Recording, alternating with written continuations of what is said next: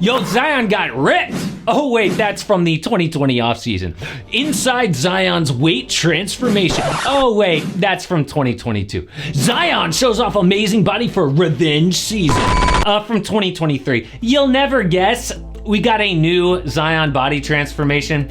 It's like a permanent thing on the NBA calendar at this point. NBA Finals, NBA Draft, Zion offseason photos. Dude is taking the torch from Ben Simmons. Every year it was the same problem. He won't shoot, but in the offseason, oh, we got Ben Simmons 3-point shooting on IG. Is it real? Of course not. It never was during the season. So eventually, people stopped caring. Is that the case with Zion?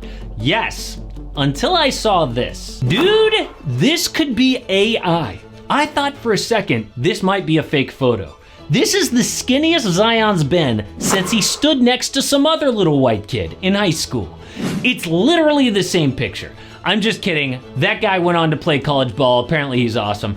But is this body transformation legit? I take my nutrition very seriously. It's part of how I stay fit, feel good. That's why I love MyFitFoods. They have vacuum sealed fresh meals, tons of different options to choose from. I am loving the new flavors of Moroccan chicken and the orange chicken. They are now in my regular rotation, baby. These are high quality meals with high quality ingredients, a great value, and they taste great too. They're available in Texas at all of these cities shown here. Also New Orleans, Portland, plus Denver, Colorado. Just use my code AMHOOPS30. It's 30% off for online orders of local delivery, in-store pickup, and overnight shipping. That is code AMHOOPS30 for MyFitFoods. Well, it's something we have never seen before. In all the past transformations, Zion's stepdad says his weight now is 281, 4 pounds lighter than when he was at Duke.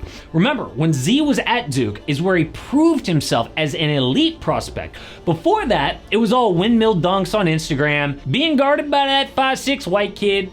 I mean, look at this. Is he really as good as his highlights? How could we know? So most mock drafts had him outside the top 3 before the college season. Very good, but not the insane hype we saw after Duke. He became appointment TV with the most insane plays on offense and defense against good players.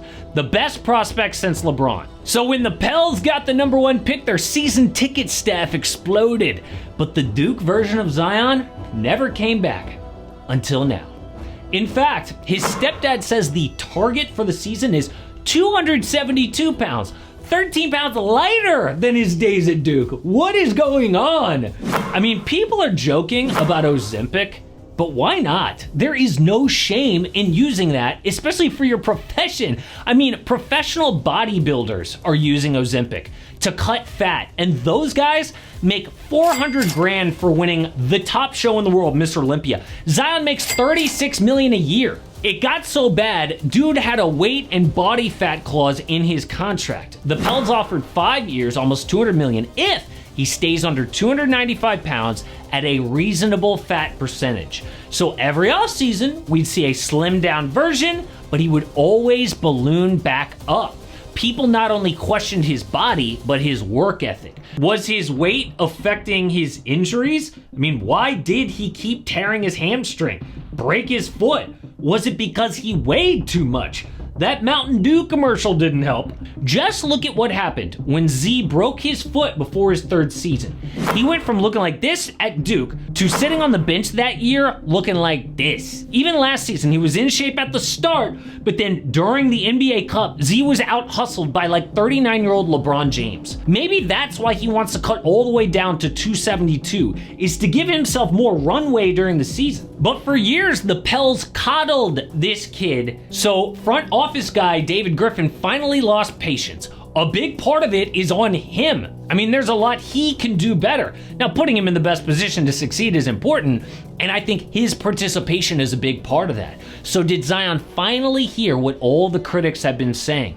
Well, we're not gonna know until like halfway through the season, because we've seen this before. But if it's legit, we gotta rethink the Pelicans' ceiling. Ever since Zion got there, they have underperformed. He's gotten injured at the absolute worst time and hasn't played one playoff game his entire career.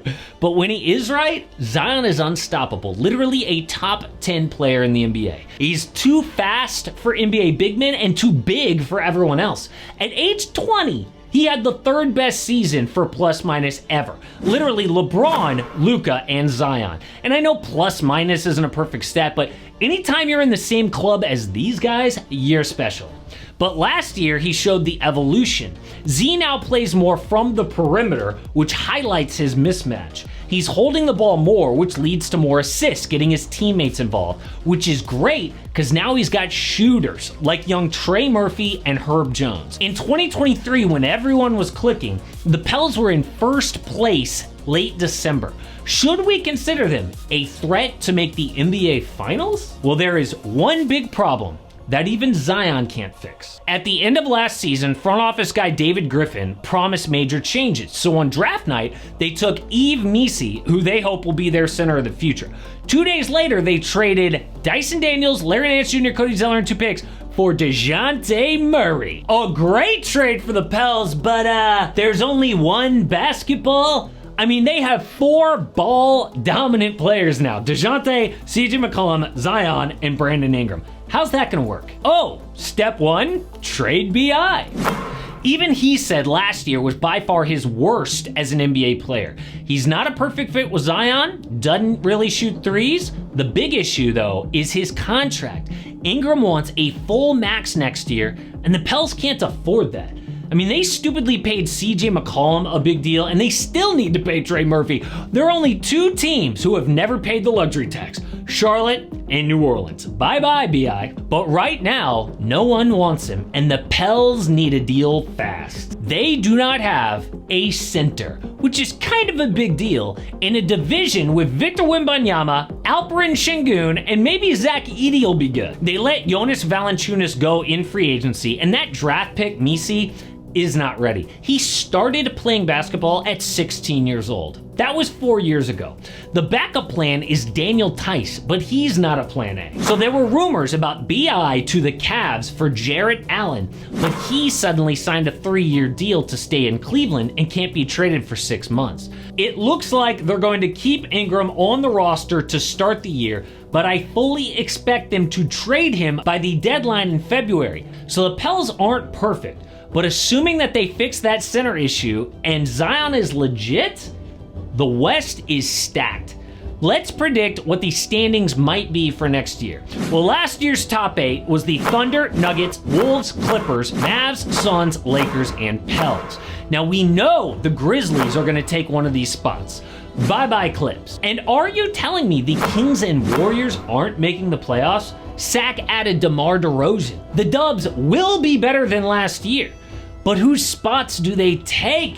Well, I'm putting the Warriors in the Lakers spot, but I don't love it with how good LeBron and AD looked at the Olympics. Truth is, whoever can stay healthy will have a huge advantage, because if a star gets injured even for a little time next year, his team is done.